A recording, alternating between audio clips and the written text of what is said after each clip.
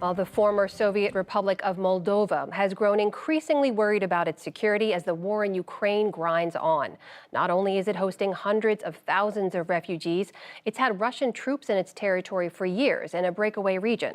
Special correspondent Willem Marks traveled to Moldova to hear how the echoes of war in Ukraine ring in Europe's poorest nation. Dorian Kovas and Viktor Litovchuk patrol these furrows on foot, guarding an almost invisible line that today separates conflict from comfort, peace from war. Until last month, Moldova's border with Ukraine was a rarely mentioned relic of a Soviet past, a sometimes problematic perimeter stretching hundreds of miles north from these fields.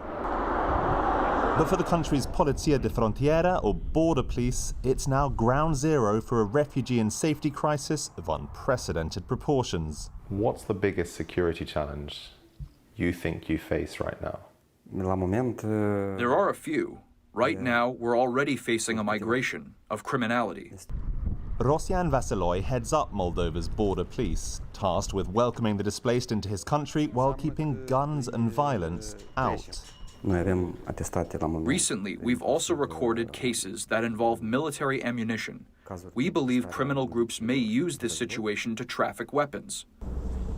He took us on a tour through his border region's no man's land, where his men scour riverbanks and hillsides for unlawful arrivals from Ukraine. Away from more remote outposts, the busy crossings process up to 500 refugees each hour. For several years, European customs officers have operated on both sides, advising Moldovans and Ukrainians. Now, only in Moldova, they try to help Ukrainians however they can. I also informed him about it. He was. This EU border assistance mission is led by Polish General Sławomir Pichor. Moldova recently requested emergency membership of the European Union, a move he welcomes. I guess that it was natural to support a country which wants to be a part of this family in the future. It was natural to support as much as you can during this terrible time. Support will expand as the EU's own border force arrives at posts like this one to help manage new arrivals, lives stuffed into back seats and suitcases, making this the EU's own new de facto border, and freeing Moldovan forces to patrol further afield. But they cannot roam entirely free, for within Moldova's internationally recognized borders is a separatist region called Transnistria, sealed off by the Dniester River and supported by Russia. As we traveled close to Transnistria, while still very much on Moldovan soil, we encountered Russians manning military checkpoints and self-identifying as peacekeepers. We are right in the middle of Moldovan farmland, but a few hundred yards that way, Russian soldiers ask for our passports. And this checkpoint, well, it's staffed by Moldovans, but go a little further this way and you end up in the separatist territory of Transnistria, and for years that's been home to more than 1,000 Russian troops.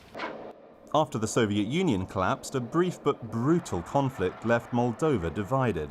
The Kremlin backed Russian speakers who declared an independent state that remains unrecognized elsewhere. They support them financially, economically, socially, military, including, and politically, diplomatically, on all levels. Jon Manoli has spent years researching this separatist territory, and he's concerned Russia's presence represents a real and present danger to Moldova. The problem is that they have control on the Transnistrian territory, and in this territory we have so-called Transnistrian army. So all this military structure is under the control of Russia. Do you think Moldovans can trust Russia today? Probably nobody can trust Russians. Back in Moldova's capital, Chisinau, similar worries are widely shared. Behind me is the Russian embassy, and they've recently, while we're in Moldova, issued a statement on their Facebook page addressing Rusiski Sachesveniki, Russian compatriots, asking them to report instances of ethnic or linguistic discrimination, including acts of violence. And that's got some people here concerned about Russia's intentions towards this former Soviet state. Meanwhile, at a Moscow concert President Putin attended last month, one popular Russian singer described Ukraine, Belarus and Moldova as his country.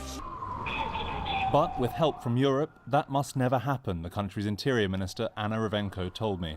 Being part of the European Union means sharing the same values and equally co-participating in building safety. But definitely we truly understand that safety starts here in the Republic of Moldova, and that's the primary concern and task of the central authorities of the government. The Moldovan military and Ministry of Defense will not talk publicly about a possible Russian invasion, focusing instead on drills like these, which were conducted alongside the US military. But at this tense time, the country's army still has its critics. Numerically and professionally, we are unable to face any military attack. Human rights lawyer Doina Strastiano recently encountered the country's military failings in a high-profile court case and came away concerned. Should people in Moldova have faith in their military? We do not have a strong army able to defend the country as it is expected. Back at the border, Chief Vasiloy awaits greater manpower and more modern equipment. But meanwhile, he must make do with what he already has. Have you been told to prepare for military attacks?